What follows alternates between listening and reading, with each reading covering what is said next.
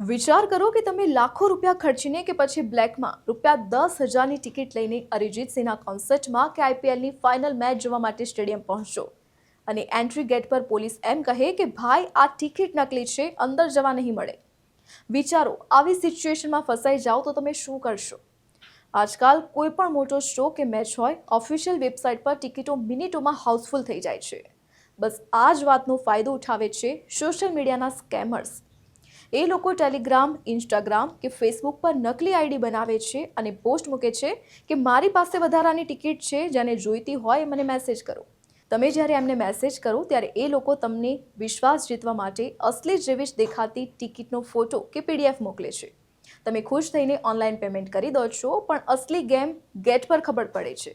એ પીડીએફમાં જે બારકોડ હોય છે એ એડિટ કરેલો અથવા નકલી હોય છે, જે સ્કેનર પર રીડ જ નથી થતો. પૈસા પણ ગયા અને મેચ જોવાનો ક્રેઝ પણ પાણીમાં.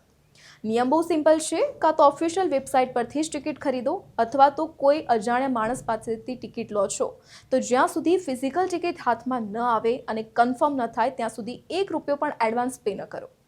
તો આવા જ યુઝફુલ વિડીયોઝ જોવા માટે કીપ વોચિંગ ન્યૂઝ ગુજરાત.